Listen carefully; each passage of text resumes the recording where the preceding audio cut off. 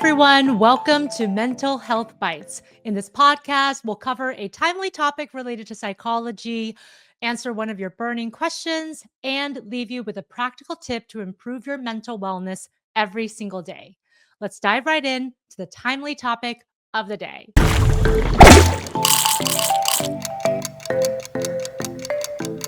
Today, we're talking about one of my favorite topics, which is also so important for every single person's well being, and that is emotion regulation. This is a skill that can transform your mental well being, your relationships, and even your career. We all have emotions, they help us make decisions, connect with others, and experience the richness of life. But when emotions start to feel overwhelming or out of control, like when we lash out in anger, spiral into anxiety, or get stuck in sadness, they can take a toll on our health and our happiness. And that's where dialectical behavior therapy, or DBT, comes in. It was originally developed by Dr. Marsha Linehan to help people with intense emotions, and now it's widely used to help everyone regulate their emotions better. Did you know that studies show that people who practice emotion regulation techniques on a regular basis are not only happier, but they also have better relationships and higher work performance? A study from Harvard found that people who can regulate their emotions effectively experience 31% lower levels of stress and are more resilient in tough situations. And celebrities talk about this too. Selena Gomez, for example, has spoken openly about how DBT techniques have helped her manage her emotions and improve her mental health. Selena says that this gave her tools to handle difficult thoughts and feelings with more ease. So, what exactly is emotion regulation and how can we use it in daily life? Let's break it down. Emotion regulation is the ability to understand, manage, and respond to emotions in a way that helps rather than harms. It doesn't mean suppressing emotions, it means learning how to navigate them effectively. Imagine that you're stuck in traffic, late for an important meeting. Your heart races, frustration builds, and you want to slam that horn. But instead, you take a deep breath, remind yourself that getting angry won't clear the road, and use the time to listen to a podcast like this one. Well, that is emotion regulation in action, pure and simple. Without these skills, emotions can hijack your decision making. But when we learn to regulate our emotions, we can improve relationships by responding instead of reacting, reduce stress and anxiety, make better decisions even under pressure, and increase motivation and productivity. One of the most effective DBT techniques for emotion regulation is actually an acronym for 9 skills. And the acronym is ABC, please. At the end of this podcast, I'm going to give you clear steps to strengthen your emotional resilience using ABC, please, in your everyday life. But first, let's move on to the Q&A segment of the day. I love hearing your questions, and today we've got one from Jamie in Washington, D.C. And Jamie says, "Hi, Dr. Judy. I know that I struggle with controlling my emotions, especially when I'm stressed. It feels like my feelings take over, and before I know it, I've snapped at someone or shut down completely. What's one quick way to start improving my emotion regulation?" This is a great question, Jamie. First, I want to remind you that you are not alone. So many people experience this. Oftentimes, we react in the moment, and then later on, we regret what we did because we did that without really thinking through the potential consequences. And sometimes we say or do things that we don't mean.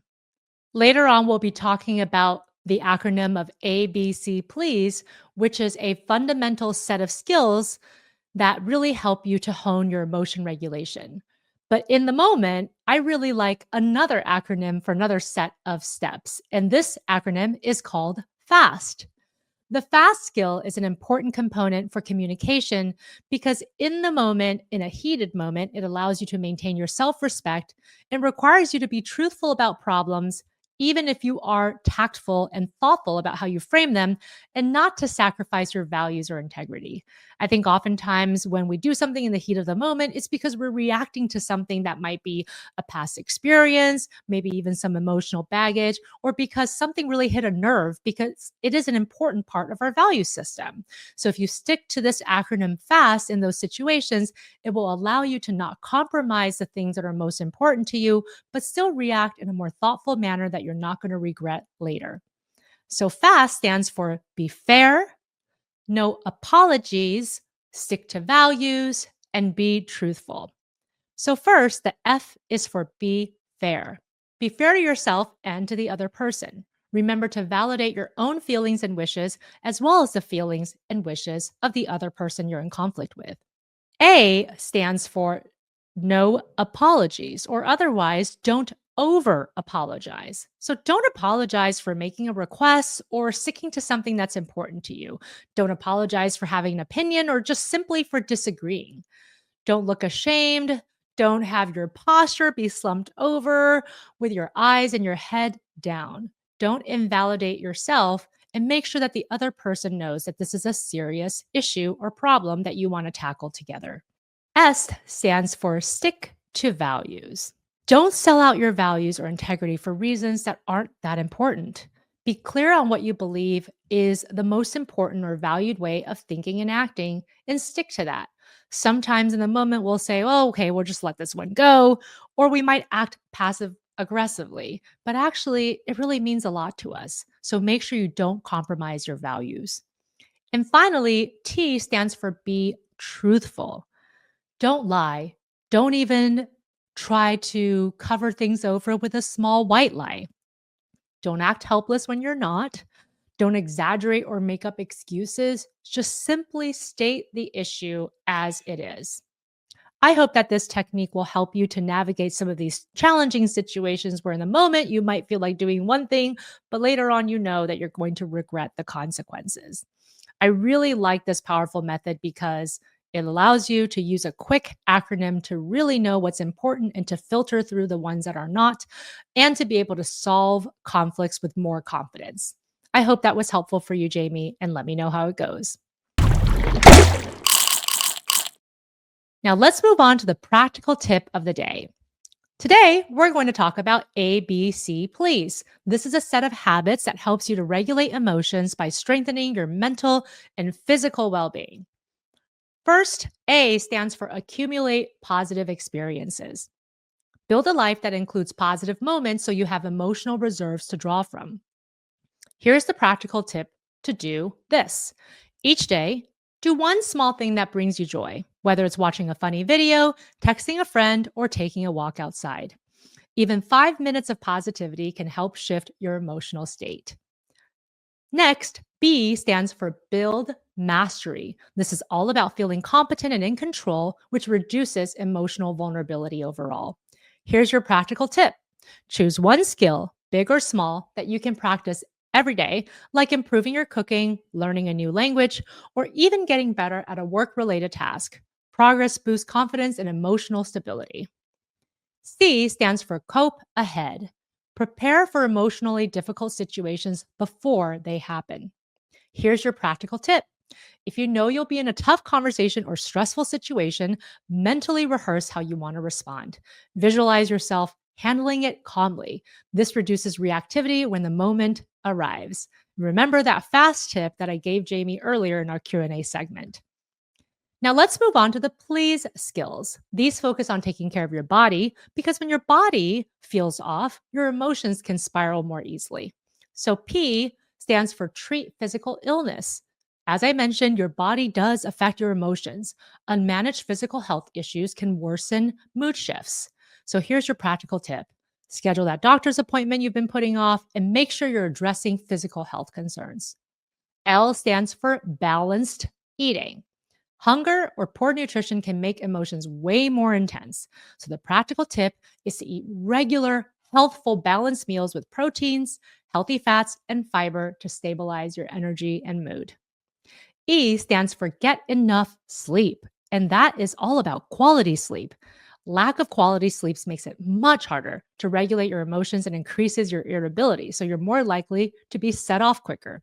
So here's your practical tip: set a consistent bedtime and avoid screens for 30 minutes before sleep and do a slow wind down ritual instead that is without devices. A stands for engage in exercise. Physical activity releases mood boosting chemicals and reduce stress. So here's your practical tip: move your body daily, whether that's a workout, a walk, or even dancing to your favorite song. S stands for avoid mood altering substances. Too much caffeine, alcohol, or drugs can throw your emotions way off balance. So, moderation is key. Pay attention to how substances affect your emotions and aim to really have a balanced consumption of alcohol and caffeine. E stands for build emotional awareness. Becoming aware of your emotions helps you respond instead of reacting. So, here's your practical tip: name your emotions when they come up. For example, I feel frustrated or I feel anxious. If you need help with emotion words, there are emotion wheels all over. You can just Google this. There are free resources. And that way you'll be able to pinpoint what you're feeling a lot easier. And then based on that feeling, you can apply a technique to manage that emotion, especially if it's a challenging one. Simply labeling your emotions in this way can help you to gain control over them.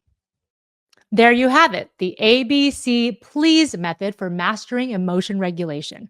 Remember, these are skills that anyone can build and become better at. The more you practice them, the more they'll be easier to use, and you'll find that managing your emotions will be as easy as 1, 2, 3.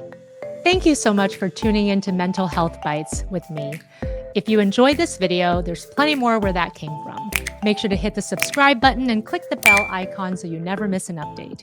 Give this video a thumbs up if you liked it, and leave a comment below with your thoughts and any questions you have. Also, feel free to share this video with your friends and family who might find it useful. Stay tuned for more helpful content, and until then, take care of your mental health.